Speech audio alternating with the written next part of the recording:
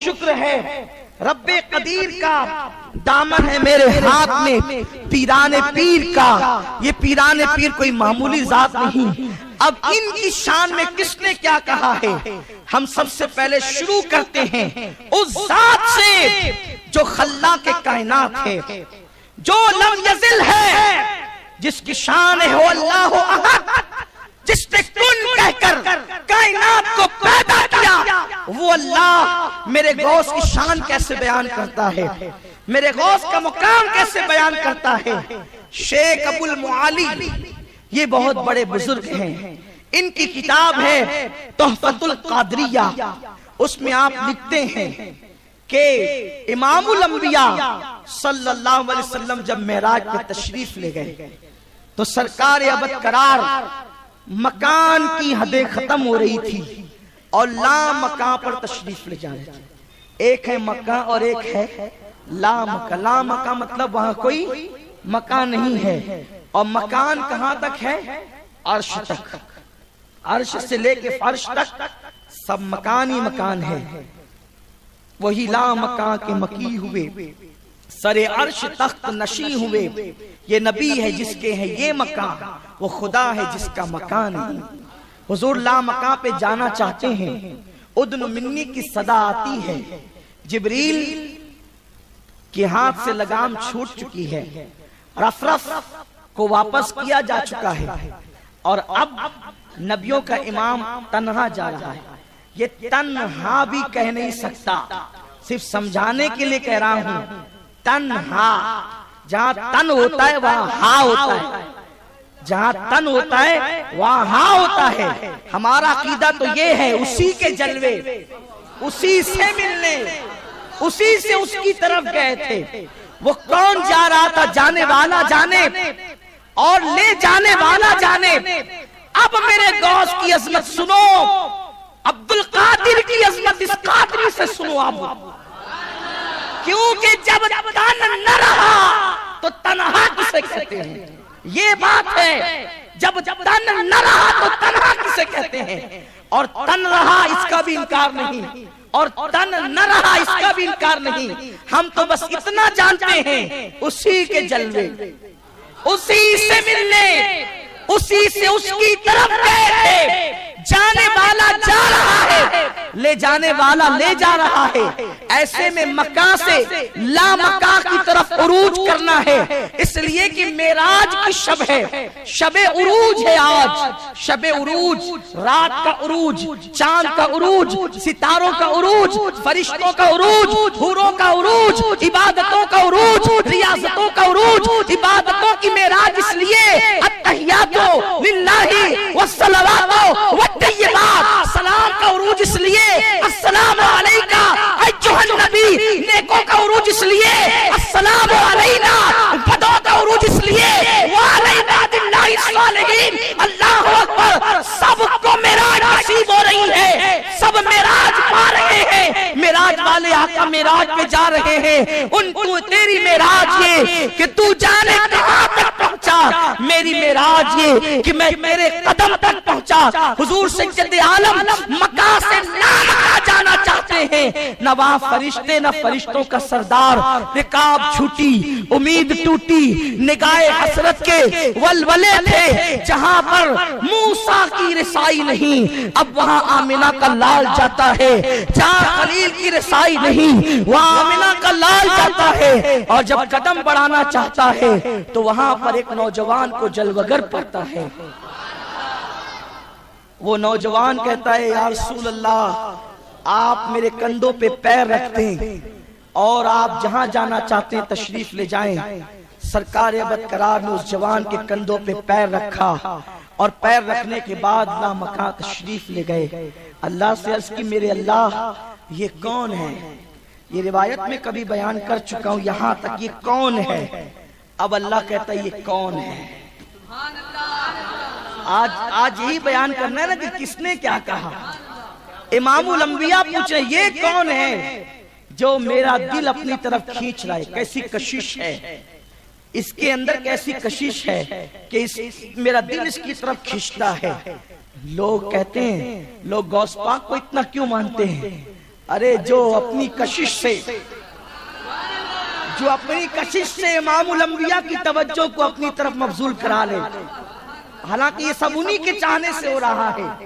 میرے رسول نے اللہ سے پوچھا، اللہ پاک یہ کون جوان ہے جس کی کشش مجھے اپنی طرف کھینچتی ہے؟ تو غوث پاک کے بارے میں کس نے کیا کہا؟ تو اب میرے اللہ کا فرمان سنو، اپنے محبوب کو بتا رہا ہے، حبیب اس کے بارے میں پوچھتا ہے یہ کون ہے؟ یہ تیری ہی اولاد میں ہے، اس کا نام عبد القادر جیلانی ہے۔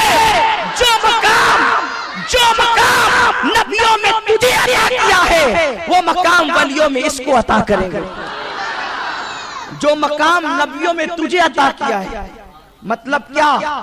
موسیٰ تیرے پیچھے، آدم تیرے پیچھے، یحییٰ تیرے پیچھے، یوسف تیرے پیچھے، ابراہیم تیرے پیچھے، داؤد تیرے پیچھے، ایوب تیرے پیچھے، سلیمان تیرے پیچھے، ذوالقرنین تیرے پیچھے، عزیر تیرے پیچھے، ہارون تیرے پیچھے، یعقوب تیرے پیچھے، یہ سب تیرے پیچھے رہے۔ تو نبیوں کا امام اور یہ ولیوں کا امام۔ احمد کبیر رفاعی اس کے پیچھے، معین الدین اجمیری اس کے پیچھے، بہاؤالدین نقشبند اس کے پیچھے، زکریا ملتانی اس کے پیچھے، علی احمد صابر کلیر اس کے پیچھے، عبد الوہاب جیلانی اس کے پیچھے۔ خدا کی سب کی قسم، آخری میں عیسیٰ کی امامت کرنے والا مہدی بھی اس کے پیچھے۔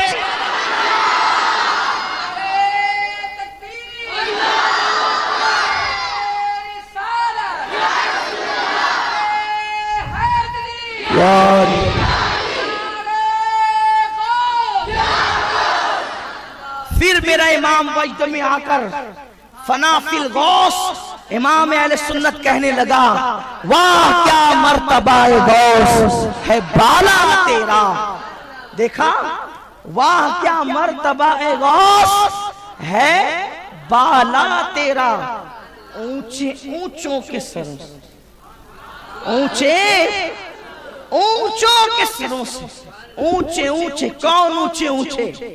وہ احمد کبیر رفاعی کتنا اونچا ہے، وہ روحانیت کی منزل میں کتنا اونچا ہے کہ مدینہ منورہ جا کے کہتا ہے، یا رسول اللہ آپ پر سلام، السلام علیکہ یا جدی، نانا جان آپ کو سلام۔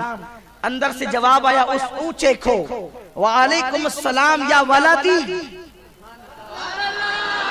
میرے بیٹے تجھے بھی سلام۔ سلام پڑھنے والے کروڑوں ہیں، جواب کتنوں کو آتا ہے؟ اور جواب کتنوں کو آتا ہے لیکن سنتے کتنے ہیں؟ جواب تو آتا ہی ہوگا، آتا ہے، لیکن سنتے کتنے ہیں؟ کون کہہ رہا ہے وعلیکم السلام یا ولدی؟ میرے آقا سید احمد کبیر رفاعی۔ چونکہ میں الحمدللہ رفاعی بھی ہوں، لیکن سب سے پہلے میں قادری ہوں، مرید قادری سلسلے کا، خلیفہ رفاعی سلسلے کا، تو میں سرکار رفاعی کی توہین نہیں کر رہا ہوں، لیکن یہ بات آپ کو کہنا چاہتا ہوں کہ کتنا اونچا ہے جس کو احمد کبیر کہتے ہیں۔ احمد کبیر، احمد کبیر، کبیر ہے وہ، بہت بڑا ہے وہ۔ ارے اس کو کبیر مولویوں نے نہیں، اس کو کبیر ولیوں نے نہیں، امام الانبیاء نے اس کو کبیر بنایا۔ وہ اتنا اونچا ہے وہ کبیر جسے کبیر کہتے ہیں، اور وہ بھی کبیر عام کبیر نہیں، احمد کبیر، احمد کبیر ہے وہ۔ سلام کرتے تو جواب آتا ہے وعلیکم السلام یا ولدی کا، نانا ایسا نہیں، سلام تو بار بار پڑھتا ہوں اپنے وطن سے اور جواب بھی سنتا ہوں۔ آپ سے مصافحہ کرنا جو ہے، آج آپ سے مصافحہ کرنا ہے، تو قبر انور سے ہاتھ باہر آیا، قبر انور سے ہاتھ باہر آیا، اور حضور علیہ الصلوۃ والتسلیم نے احمد کبیر صفحہ کیا۔ احمد کبیر نے حضور کے ہاتھ چومے۔ لوگ کہتے ہیں نبی مر کر مٹی میں مل گئے، لیکن جو لوگ کہتے ہیں نبی مر کر مٹی میں مل گیا، انہی کی کتاب میں یہ واقعہ بھی لکھا ہوا ہے۔ میں آپ لوگوں کو ستانے کے لیے نہیں کہہ رہا ہوں، حقیقت بتانے کے لیے کہہ رہا ہوں کہ تقویت الایمان میں کچھ لکھ کر جھگڑا لگاتے ہیں، اور فضائل اعمال میں کچھ لکھ کر کے لوگوں کو تھپکیاں دیتے ہیں. جو مسلک تضاد کا مجموعہ ہو، جو مسلک کبھی کچھ کہتا ہے کبھی کچھ کہتا ہے، کبھی کچھ کہتا ہے کبھی کچھ کہتا، جیسے خواجہ سرا کبھی ادھر خواتین کے صف میں کبھی ادھر مردوں کے صف میں. ہائے یہ کیسی دو رنگی ہے.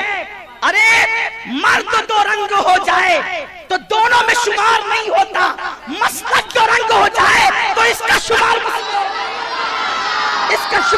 میں ہوگا؟ یا تو تقویت الایمان کو سچا مانو یا تو فضائل اعمال کو سچا مانو. فضائل اعمال میں لکھا ہے کہ حضور کا ہاتھ باہر آیا، اور تقویت الایمان میں لکھا ہے کہ نبی مر کر مٹی میں مل گئے. تو جب مر کر مٹی میں ملے تو ہاتھ باہر کرنے والا کون تھا؟ اور ہاتھ باہر کیا تو مر کر مٹی میں ملنے والے عقیدے کے بارے میں کیا ہے؟ لیکن ہم اہل سنت کا ایک ہی نظریہ ہے جو 1450 سال سے چلا رہا ہے. تو زندہ ہے واللہ، تو زندہ ہے واللہ، میرے چشم عالم سے چھپ جانے والا. لوگ کہتے ہیں سید صاحب اپنی بات کرو. اپنی کرنا چاہتا ہوں، تمہیں بتانا چاہتا ہوں کہ لوگ کتنے جھوٹے اور مکار ہیں. تو لوگوں کو پہچانو اور حق کی طرف آؤ، سچائی کی طرف آؤ. تو ہاتھ باہر نکلا. احمد کبیر رفاعی نے ہاتھ چوم لیا ہاتھ. اس وقت 500 اولیاء موجود تھے مسجد نبوی شریف. مسجد نبوی تو پوری بھری ہوئی تھی لیکن اولیاء 500 تھے وہاں، اور ان میں حضور غوث العظم دستگیر خود بھی تھے. اب اتنا اونچا ہے احمد کبیر، اتنا اونچا ہے احمد کبیر، لیکن وہ احمد کبیر بھی کیا کہتے ہیں؟ فرماتے ہیں غوث پاک نے اس وقت دنیا سے وصال کرنا ہے کہ ان سے بڑا محبوب روئے زمین پر اللہ رسول کا کوئی نہیں ہو سکتا.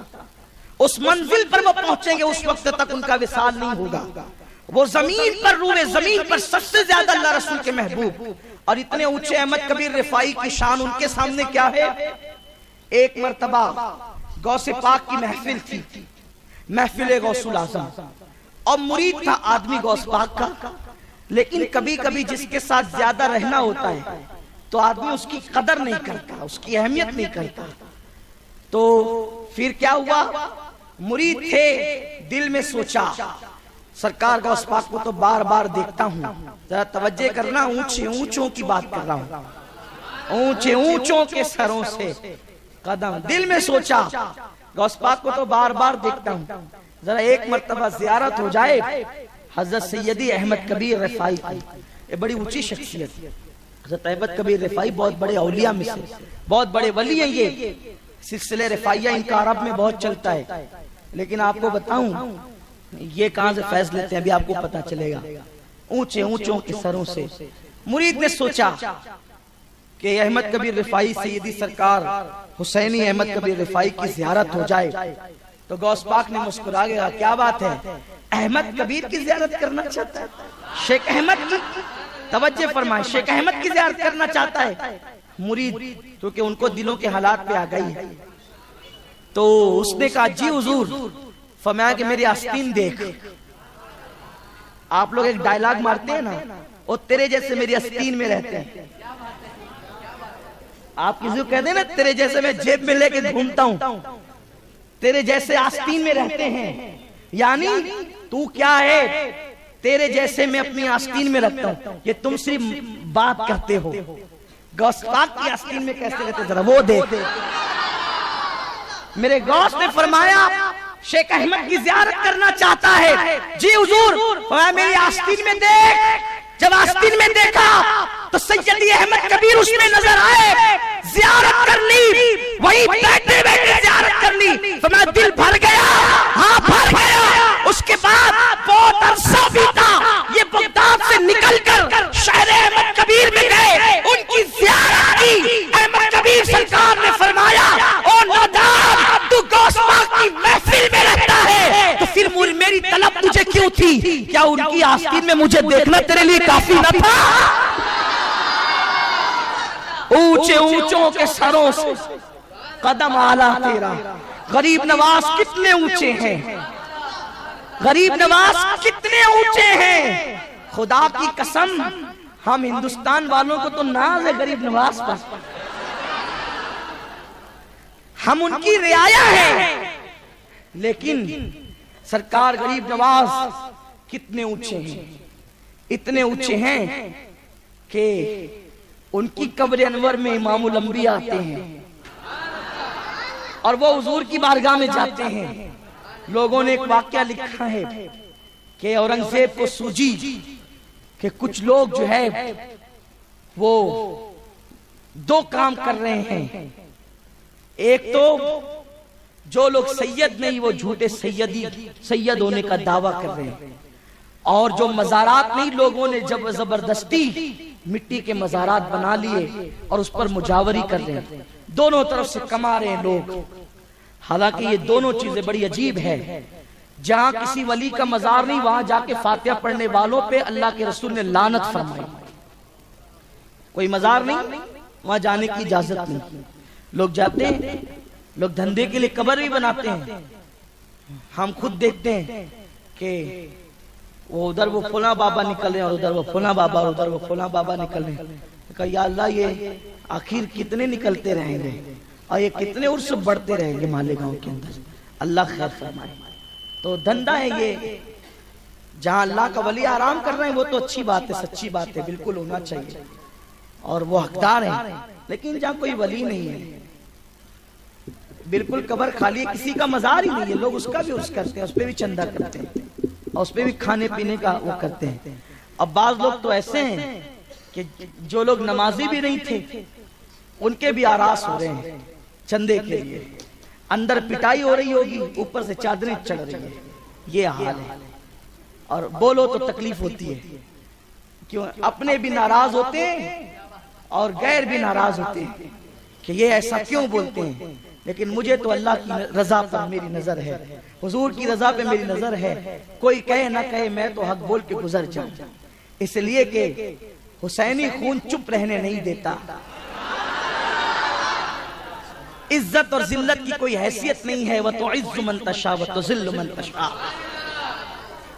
اور ہمیں کچھ چوہے بلیوں کے ماننے نہیں ماننے کی پرواہ نہیں ہے، ہمارا تعلق بغداد معلیٰ سے ہے۔ جو مانتا ہے اپنے بھلے کو مانتا ہے، جو نہیں مانتا وہ اپنے نقصان کو مانتا ہے، ہمیں کسی کی پرواہ نہیں ہے اور نہ رہے گی انشاءاللہ۔ بس اللہ سے آپ دعا کریں کہ میں جو باتیں کہتا ہوں اللہ مجھے بھی اس پہ قائم رہنے کی توفیق عطا فرمائے، ہاں، ورنہ ایسا نہیں کہ پہلے کچھ بولا بعد میں کچھ کیا، ایسا نہیں، اللہ عمل کی توفیق دے۔ یہ بات بہت قیمتی ہے۔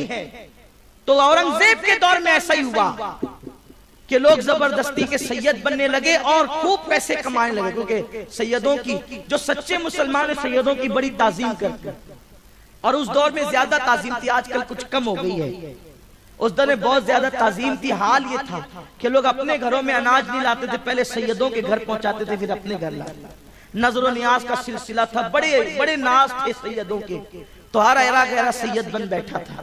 اورنگزیب کو پتا چلا کہ کچھ ایسے بھی ہیں جو اپنے آپ کو سید کہتے ہیں، تو اس نے جو ہے وہ جانچ کرنی شروع کی اور قتل کرنا شروع کیا جھوٹے دعوے داروں کو۔ اور ویسے بھی اللہ لوگوں کو محفوظ رکھے اور سب کو بچائے کہ جو جس برادری کا نہیں ہے اگر وہ اس سے اپنے آپ کو منسوب کرتا ہے تو اللہ اور اس کے رسول اور سارے فرشتوں کی اس پہ لعنت ہے۔ قیامت کے دن نہ اللہ اس کی دعائیں قبول کرے گا، نہ اس کی نمازیں قبول کرے گا، نہ اس کی عبادتیں قبول کرے گا، اس کی ساری عبادت اس کے منہ پہ پھینک کے مار دی جائے گی۔ اس لیے جو سادات نہیں ہے وہ سید اپنے آپ کو نہ کہا کرے، ورنہ عبادت قبول نہیں ہے اور لعنت اللہ رسول کی۔ اور جو سید ہیں ان کی سیادت کا انکار بھی نہ کیا کریں، کیونکہ اگر آپ کسی کی سیادت کا انکار کرتے تو بھی آپ کی عبادتیں قبول نہیں ہیں، تو بھی لعنتی ہو جائیں گے۔ زبردستی کوئی بنے تو لعنتی، جو ہیں ان کا انکار کرے تو لعنتی، بہت عجیب سی بات ہے۔ تو اورنگزیب نے بہت کچھ کیا اور قتل بھی کیے بہت لوگوں کو۔ اچھا اسی درمیان میں اس نے کچھ سچے سیدوں کو بھی کر دیا، بلکہ مہریرہ مطارہ بلگرام کی یہ جو ایک شاخ تھی اس کو بھی قتل کیا اس نے۔ تو جب قتل کیا تو وہ بہت پریشان بھی ہوا اورنگزیب، حالانکہ وہ بہت بڑے بزرگ تھے، بعد میں انہوں نے توبہ کی اور بہت بڑے بزرگ بنے وہ بعد میں، لیکن پہلے ان کا جو جوش تھا تو اس وقت انہوں نے کچھ سادات کو بھی قتل کر دیا غلطی سے، لیکن جب پھر ان پر زوال کی کیفیت طاری ہوئی تو لوگوں نے کہا کہ تو نے سچے سادات کو بھی قتل کر دیا ہے، جھوٹوں کے چکر میں سچوں کا بھی تو انکار کر بیٹھا، تو اب کیا ہوگا؟ تو اس نے کہا کروں کیا؟ تو حضرت اورنگزیب کو کسی نے مشورہ دیا، سید بڑے قریب ہوتے ہیں، جا کے معافی مانگ، ابھی معاف کر دیں گے۔ اور وہ آیا، اور آنے کے بعد انہوں نے معافی مانگی تو سادات نے ان کو معاف بھی کیا، پھر ان کے مرتبے بھی بلند ہوئے۔ اسی درمیان میں انہوں نے جو جعلی قبریں تھی وہ اکھاڑ اکھاڑ کے پھینکنا شروع کیا، اور اسی چکر میں وہ غریب نواز کے یہاں بھی پہنچ گئے چیک کرنے کے لیے، آزمانے کے لیے، چیک کرنے کے لیے وہاں بھی پہنچ گئے۔ جب وہاں پہنچے تو ان کا انداز یہ تھا کہ وہ پہلے سلام کرتے تھے، جواب آتا تو ٹھیک نہیں تو دوسری بار سلام کرتے تھے، جواب آتا تو ٹھیک نہیں تو تیسری بار کے بعد اکھاڑ کے پھینک دیتے تھے۔ اب سلطان الہند کا روزہ تو اتنا معتبر روزہ ہے، کوئی شک ہی نہیں ہے وہاں کے لیے، کوئی شک نہیں ہے، سرکار غریب نواز 800 سال سے آرام فرما رہے ہیں وہاں۔ اورنگزیب نے پہلی بار سلام کیا، جواب نہیں آیا، دوسری بار کیا تو جواب نہیں آیا، تیسری بار کیا تو بھی تاخیر سے جواب آیا، وعلیکم السلام۔ یہ بہت روئے اور واپس گئے کمرے پر، تو آنکھ لگی تو خواب میں غریب نواز سرکار کو دیکھا، پوچھا سیدی 3 بار سلام کیا، اگر جواب نہ آتا تو اکھاڑ دیتا تو کیا ہوتا؟ میری آخرت تباہ ہوتی اور کیا ہوتا؟ آپ نے تاخیر کیوں کی؟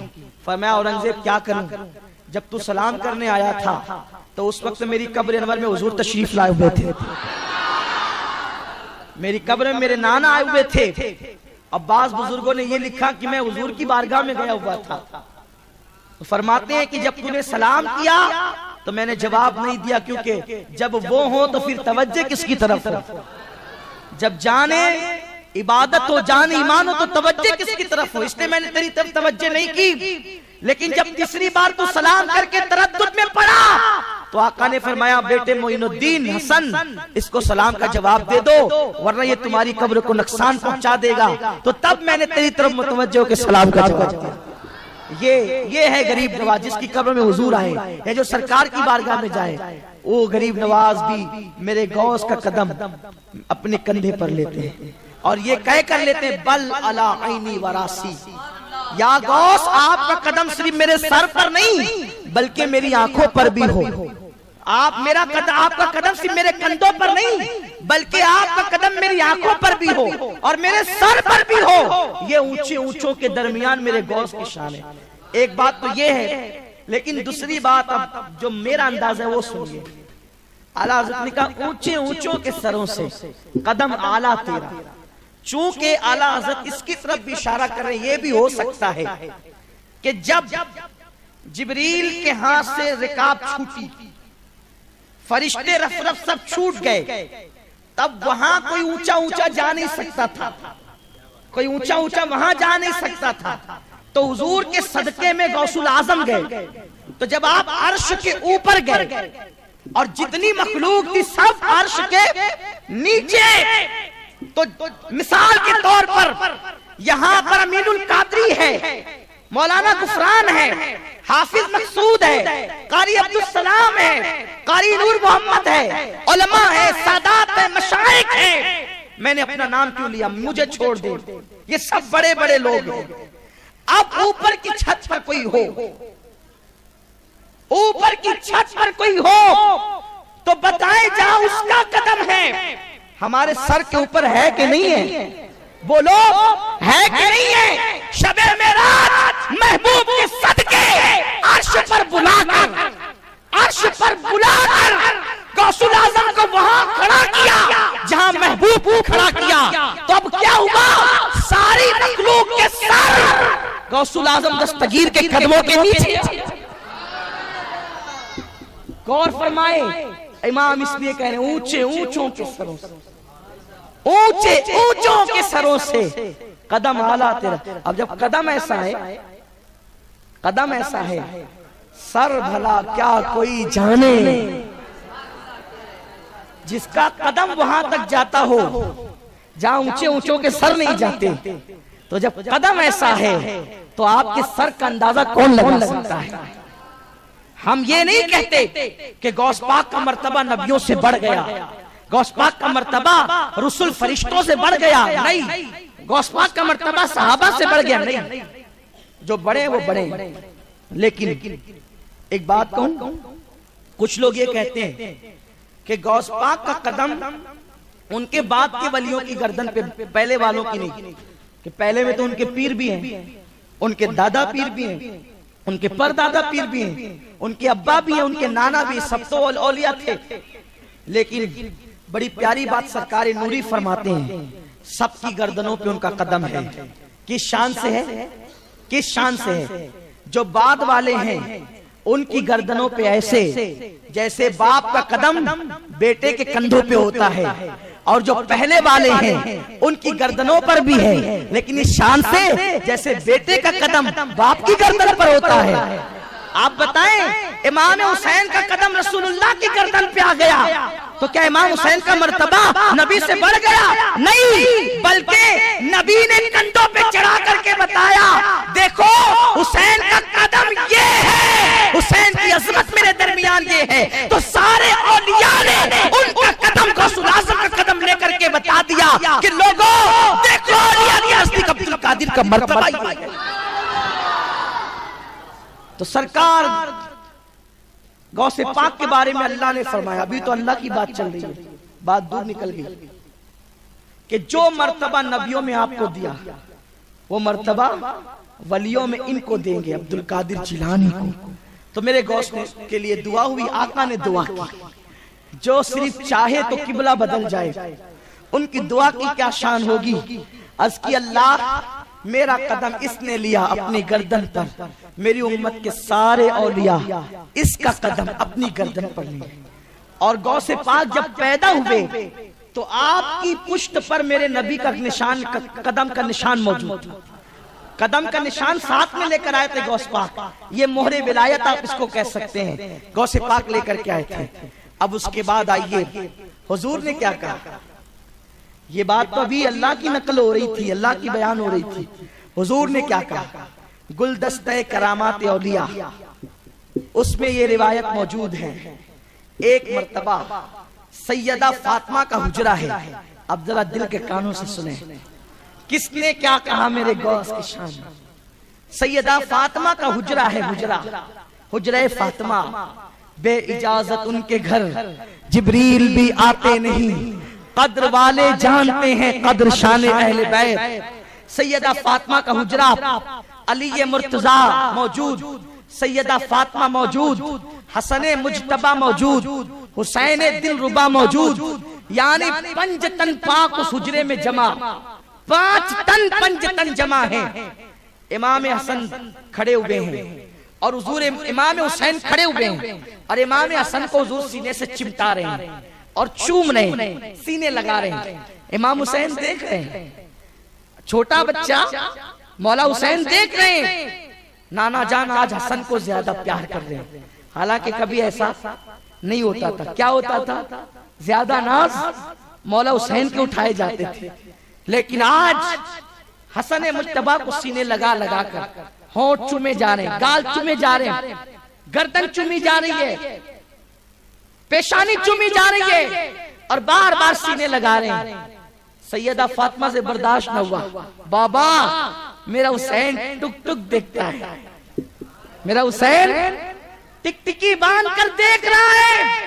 ارے جس نے کربلا میں بغیر کفن کے تڑپنا ہے، آپ کہتے ہیں کہ حسین کو مت رلایا کرو، حسین روتا ہے تو مجھے رونا آتا ہے۔ آپ حسن کو ہی سینے لگا لگا کے پیار کر رہے ہیں، اور میرا حسین ٹک ٹکی باندھ کے ٹک ٹک دیکھ رہا ہے، اس کو بھی تو دیکھو۔ آج خلاف معمول حسن حسن ہو رہا ہے، ہر دن حسین حسین، آج حسن حسن۔ یا رسول اللہ، آج معمول سے ہٹ کر پیار کا انداز کیوں بدل گیا؟ اور یوں بھی جب 2 بچے آ جائیں تو بڑے کو کم، چھوٹے کو زیادہ پیار کیا جاتا ہے، اور آج آپ بڑے کو زیادہ پیار کر رہے ہیں۔ آقا فرماتے بیٹی آج حسن کو اس لیے زیادہ پیار کہ حسن کی پشت میں ایک ایسا بچہ پیدا ہونے والا ہے کہ جس کو مقام ولیوں میں اللہ وہ عطا کرے گا جو مجھے نبیوں میں عطا کیا ہے۔ وہ حسن کا بیٹا ہوگا اور اس کا نام عبد القادر جیلانی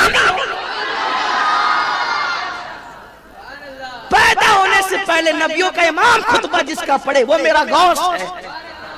ہر ولی سر آنکھوں پر ہے، ہر ولی کی بزرگی اپنی جگہ پر ہے، ہر ولی کی تعظیم اپنی جگہ پر ہے، لیکن کائنات میں ولایت میں کوئی ایسا ولی ہوا ہی کہ جس کی ایسی شان امام الانبیاء میں آیا.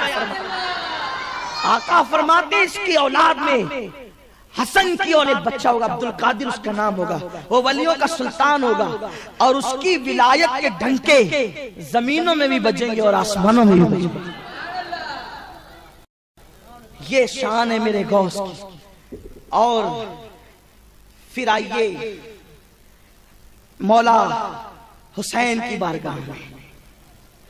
میرے مولا حسین نے کیا کہا وہ میں کربلا کے واقعات میں پڑھتا رہتا ہوں، آپ کو سناتا رہتا ہوں.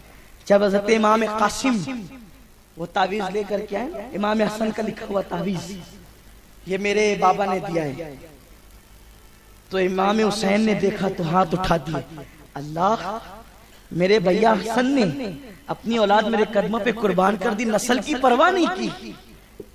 تو مظلوموں کی سنتا ہے، حسین آج مظلوم ہے. جمعہ کے دن دعا قبول ہوتی ہے، آج جمعہ بھی ہے. جہاد میں دعا قبول ہوتی ہے، آج جہاد بھی تیرا حسین کر رہا ہے. مسافروں کی دعا قبول ہوتی ہے، آج حسین مسافر بھی ہے.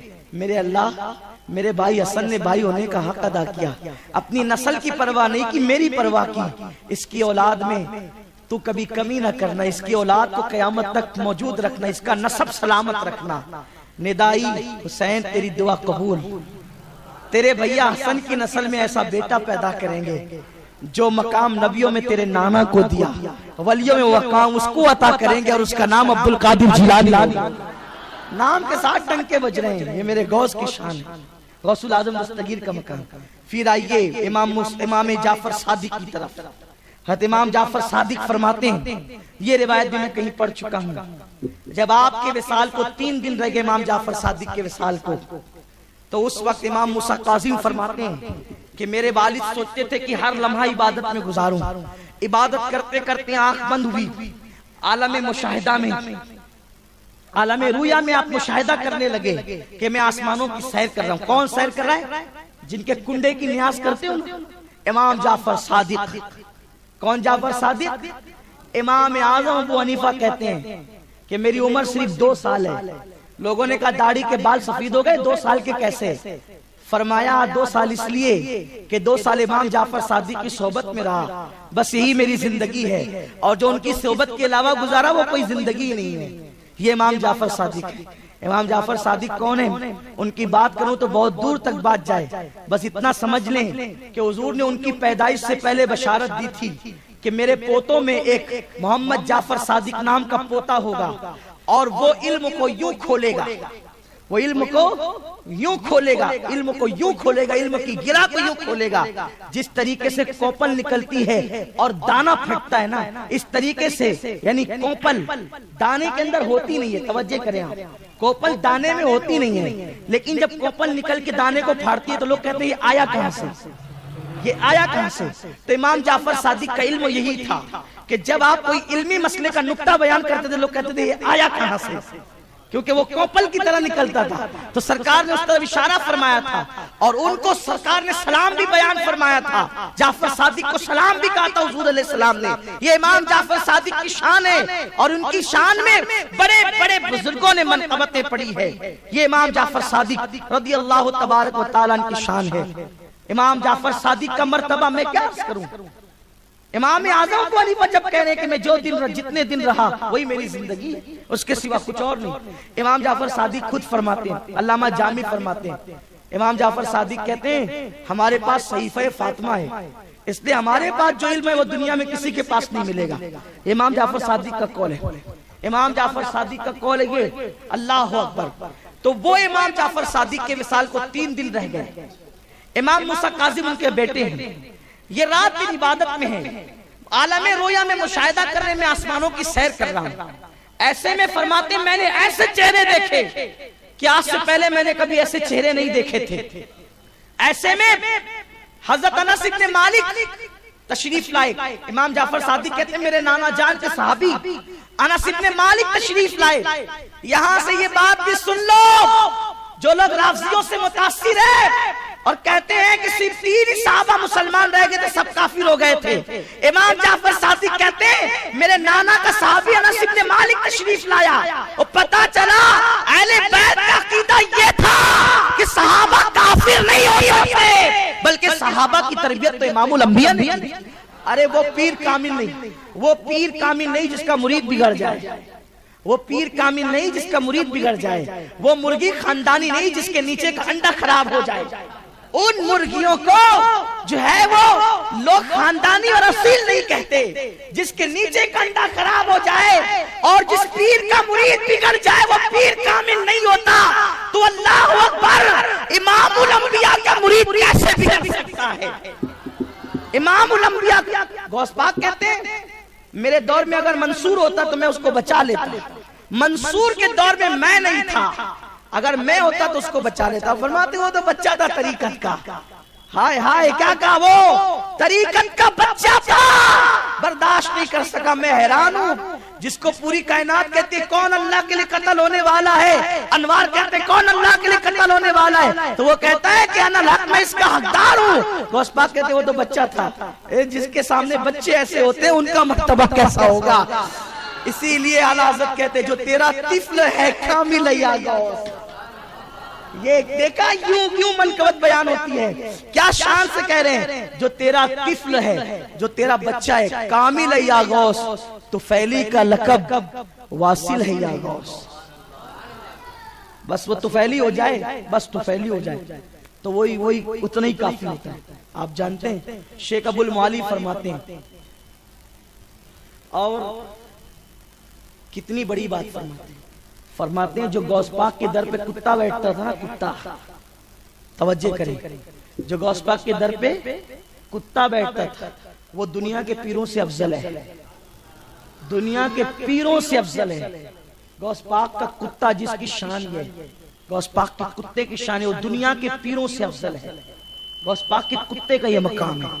اسی لیے اعلیٰ حضرت کہتے ہیں وہ بھی تو پیر تھے نا اپنے دور کے، تو اس سے در میں سگ نہیں، تو اس سے در اور تیرے در کا سگ میں نہیں۔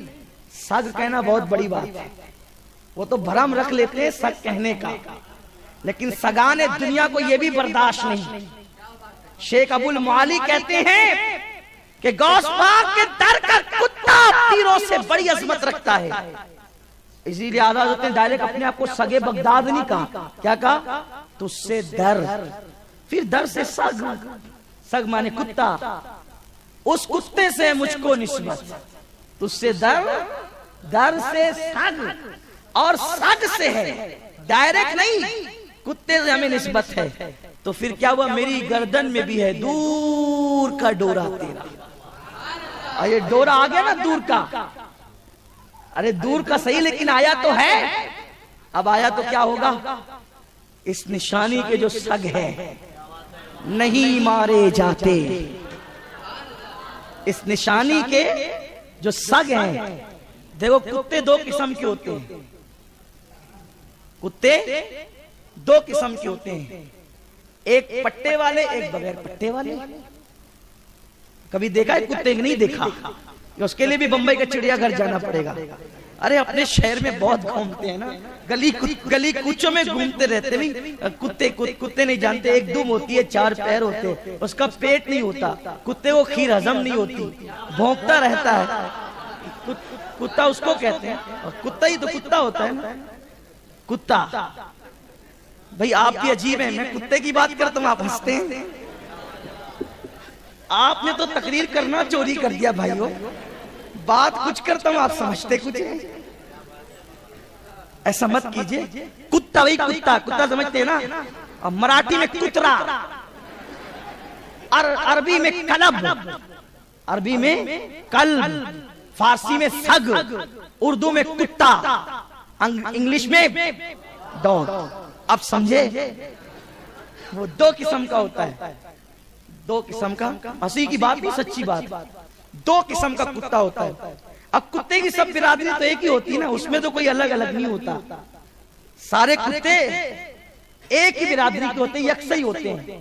الگ الگ اس میں کوئی خاندان قبیلے، یہ اونچا ہے، یہ نیچا ہے، یہ فلاں، یہ ایسا اس میں کچھ نہیں ہوتا. کتے تو بہرحال کتے ہی ہے، کتا تو کتا. امریکہ کا کتا بھی کتا ہی ہے، انڈیا کا کتا بھی کتا ہی ہے. وہ بھی بھونکتا ہے تو بھون بھون کرتا ہے، یہ بھی بھونکتا ہے تو وہی بولتا ہے. ایسا نہیں کہ امریکہ کا کتا انگریزی میں بھونکتا ہے اور جو انڈیا کا کتا اردو میں بھونکتا ہے، ایران کا کتا فارسی میں بھونکتا ہے. ایسا نہیں، سب کی لینگویج ایک ہی ہے، سب کی لینگویج ایک ہی ہے، سب کی لینگویج کتا لیکن ہوتا کتا ہے. لیکن دو قسمیں اس میں ہوتی ہے. بس قسم یہ ہوتی ہے کہ ایک پٹے والا ہوتا ہے اور ایک بغیر پٹے والا ہوتا ہے.